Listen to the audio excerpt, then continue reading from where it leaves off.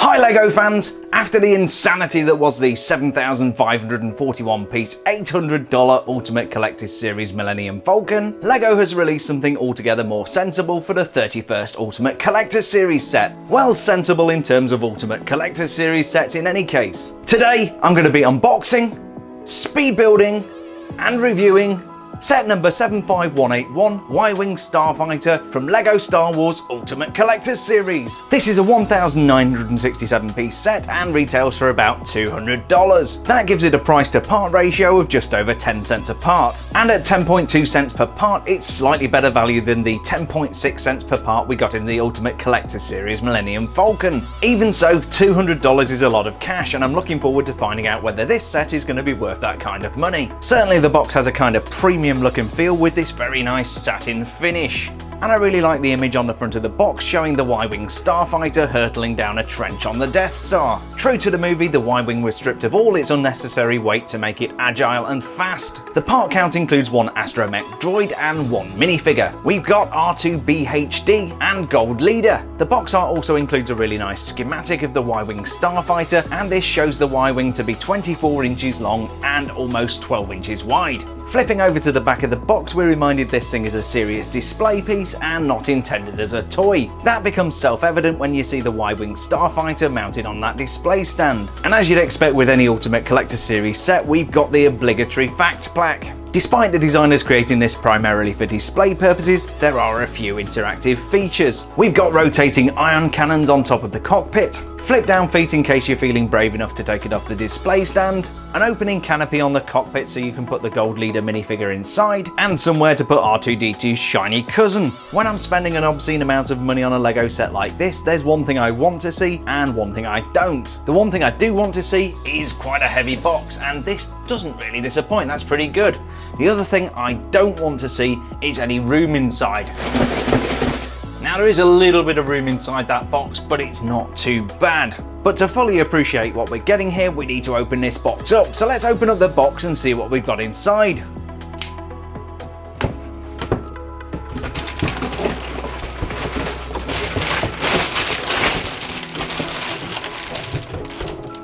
As you might have noticed when I was tipping the contents out of the box, there is a second box inside. This is beautifully printed with line art showing the Y-Wing Starfighter and emblazoned with the words, "We're starting our attack run." There's even some artwork on the side of the box showing 3 Y-Wing Starfighters flying in formation. This reminds me a little bit of the unboxing experience from the Ultimate Collector's Series Millennium Falcon. It certainly makes for a nicer unboxing experience, but ultimately we've just got to open up these boxes and tip out the LEGO, so let's go ahead.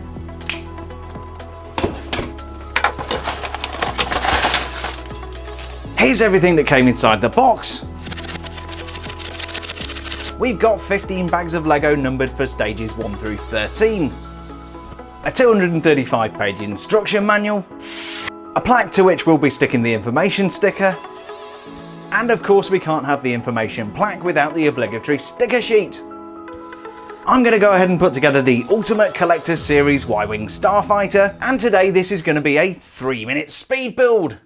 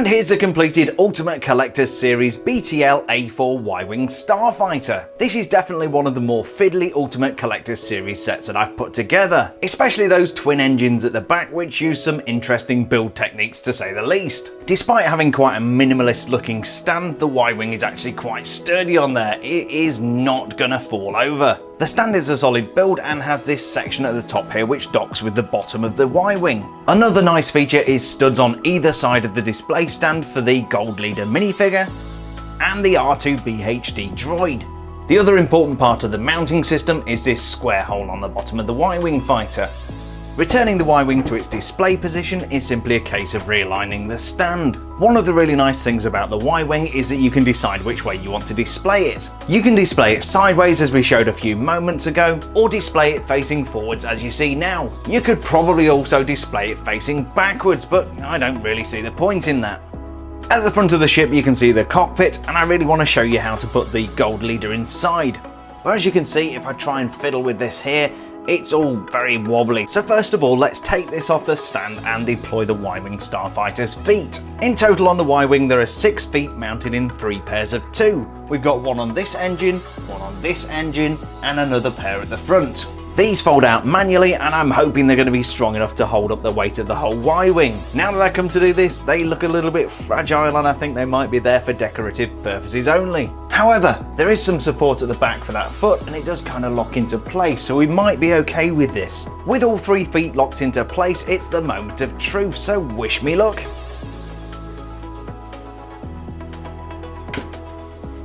And finally I can breathe again. Despite being tiny compared to the size of the Y-Wing and very flimsy looking, they hold the weight just fine. Moving back to the cockpit, you can see we've got a pair of laser cannons on the front and rotating iron cannons on the top. The decoration on the cockpit looks pretty cool with those yellow stripes on white, but I would have preferred those to have been printed pieces. It's a similar story with the canopy. The top part of the canopy you see here is printed, but then we've got stickered pieces on the side. This is something we've seen before, and I wish LEGO would figure out how to print the sides and the top. The canopy is opening so you can get your minifigure inside and take a look at all of the control mechanisms. It's not exactly easy to film inside the cockpit, but you can see there's plenty of room for the minifigure and there are some computer systems. There's also a really cool heads-up display for targeting proton torpedoes. The Y-Wing's main control mechanism is a pair of handles placed in front of the pilot. The control levers are the same element used to make the handle for a LEGO bucket or pail, and I've seen that build technique used a couple of times recently, most notably in Han Solo's land speeder. Beyond the physical controls there are some computer panels in there. These are all stickered detail. As I alluded to before, the rotating iron cannons are connected to a mechanism. You can see this happening if I manually manipulate the cannons on top. The idea is that you should use this gear behind the cockpit to manipulate the iron cannons, but I find the whole thing a little bit fiddly and it doesn't really add any value. Despite having only one seat, the Y-Wing Starfighter does have room for a co-pilot, and that's where the R2-BHD astromech droid comes in. The R2 unit is certainly a very useful companion to have on board. Not only can the R2 unit act as co-pilot, but it can also manage a lot of the onboard systems. Behind the R2 unit you can see the main body of the ship, and there's masses and masses of exposed detail here. The original design for the Y-Wing had the ship entirely sheathed in an aerodynamic, elegant fuselage, but this was a high maintenance craft and the crew eventually got fed up of removing all the plating. Pilots then found that flying the Y-Wing without the outer plating made it lighter and helped to cool the components inside. This gave a very noticeable improvement to performance. All of those exposed systems and components gave the LEGO designers an awful lot to work with in the detail of this set, and we've got some very cool and innovative use of LEGO elements. We've got LEGO whips used for hydraulic systems, a minifigure's ice skate for whatever that thing is. Back here we've got a wheel hub. There are individual links in this unusual grey colour which are usually used to make caterpillar tracks. We've got jackhammer handles which are more commonly seen in LEGO City, and finally those gold handles you see are more often than not attached to a LEGO bucket or pail. To a slightly lesser extent, that attention to detail continues on the bottom of the ship. You can see even more of that brown piping, and I'm not totally certain, but that round hole you see on the bottom of the ship may be the place where the proton torpedoes are launched from. If I'm wrong, I know you'll let me know in the comments down below. In fact, I almost forgot about this blueprint of the Y-Wing Starfighter, which LEGO gave out as a free gift to people who had the VIP Black card. I've got to say, firstly, I was very underwhelmed by this free gift, and having taken the time to go and find this and study the details, it hasn't really told me what I wanted to know. Anyhow, back to the review. The rear of the ship also has some nice detailing, and the designers did a really nice job with the thruster control jets you see in the middle of the frame. But the coolest and most fiendishly difficult part of the set to put together are the two Y-Wings. Although the ship is affectionately referred to as a wishbone by Rebel Alliance and New Republic pilots, it's much better known to you and I as the Y-Wing. And that's for obvious reasons. The wings themselves break down into several different systems. At the front we've got a dome covering the Fabritech ANXY sensor array. This is obviously one of the most sensitive parts of the ship, and the maintenance crew have left all of the shielding intact. This looks great with the 4 white quarter dome pieces at the front and the combination of yellow, grey blue and grey pieces. The large grey mass you see behind the sensor array is the Kernsayer R200 ion jet engine. Similar to the main body of the ship, we've got loads of nice detailing on the outside. Looking at the rear of the engines, there's a bright flash of colour, and you could be forgiven for thinking the designers had borrowed those pieces from the LEGO Friends team. But jokes aside, that does look very cool, particularly with the fluted round piece mounted behind. There's also some really nice detail with the support structures connecting the exhaust to the back of the engine. Although the end result looks very cool, I found the support pylons particularly challenging to put together. For the most part, this was difficult because the designers used a fairly non-standard way to connect the support pylons to the disc vectorals. The actual way this is put together is by pushing T-pieces into the holes you see on the large element at the end. Trying to align all 4 of those at the same time, particularly when you've had a couple of beers, is pretty difficult. So build responsibly, guys. Despite being fiddly to put together, the large round elements at the end of the wings do give the Y-Wing a very elegant appearance. The flaps you see on the reverse of the disc vectorals are steering plates, which presumably steer the Y-Wing. Other things I forgot to mention include the Kernsayer R300H hyperdrive, which is mounted underneath the main body of the ship, the Novaldex power generators, which I think are those tube things on the side of the engines. The dark grey round pieces you see on top of the ship are Chempat deflector shield generators. And even though I said the proton torpedo launchers weren't mentioned on the blueprint, apparently I just didn't look hard enough. It's not very obvious from looking at the model, but apparently there are 2 Ariskid flex tube proton torpedo launchers mounted underneath the cockpit. There's no doubt about it, the Y-Wing Starfighter is a very cool looking piece of LEGO and a worthy addition to the Ultimate Collectors series. But before we wrap up this review, let's take a closer look at those minifigures. Here's a closer look at the shiny astromech droid R2-BHD, otherwise known as Tooby. He flew with the Alliance Fleet's Gold Squadron and most commonly flew with Squadron Leader John Vander. That's the gold leader you see with the Y-Wing today. Now he's a great little printed character here, very much the same parts as R2-D2, but obviously in this grey colour and then overprinted in several shades, including a really nice metallic colour there. Really nice detail around the top of the R2 droid and printed all the way around, but no printing around the back as you see. So a really nicely printed droid except for the back piece, and that, my friends, is astromech droid R2-BHD, otherwise known as Tooby. To be or not to be? That is the question. Sorry, couldn't resist. This happy looking guy is Captain John Dutch Vander. He served in the Galactic Empire's Imperial Navy before defecting to the Rebellion and became leader of Gold Squadron. Now Gold Squadron is a squadron of Y-Wing starfighters, and obviously this guy was the leader, so a really nice minifigure we've got here. Great printing here on the legs. We've even got printing across the waistband of the pants there, and some really detailed printing on the front. But the thing that really stands out for this character is that face. He looks so pleased. And yeah, a little bit different. We've got a helmet here with some printing on. Very, very nice, crisp printing on that white helmet. And then the visor is actually printed onto his face, which is quite fun.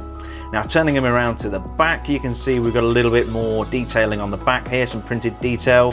A little bit of grey there for the buckle on his belt, and then a very much less happy expression. That is probably because this is gonna be Vander's last flight in the Starfighter. If you're a fan of the classic trilogy of Star Wars, you'll know that John Dutch Vander ended up getting shot down by Sith Lord Darth Vader and crashed and burned in the trench raid on the Death Star. So this isn't going to end quite so happily for this guy, but that is an awesome minifigure. I really like this guy, and that is John Dutch Vander, the Gold Leader. So that was set number 75181, the Ultimate Collector Series Y-Wing Starfighter from LEGO Star Wars. Whilst this is definitely not a toy, it's a very cool thing indeed. And I really like the way LEGO have paired the Y-Wing with Captain John Dutch Vander and R2-BHD. I'm sure like many of you, I'm a big fan of the original trilogy of Star Wars. And it's great to get the Y-Wing in the original configuration that we know and love from the trench attack on the Death Star. This thing is kind of big, it's 2 feet long, and you may have to plan where you're going to display this. But it's nice to have the display stand so we can raise up the Y-Wing and possibly display some sets below.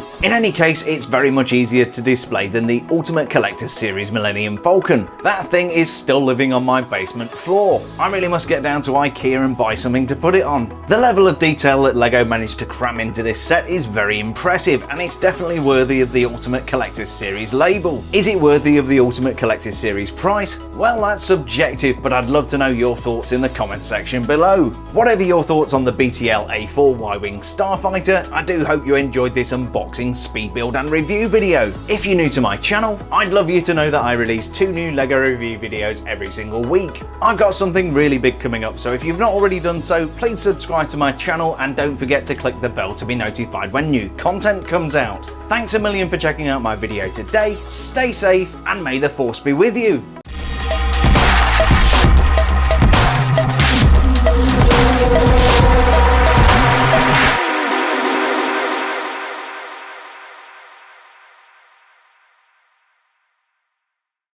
This is Gold Leader. We're starting our attack run.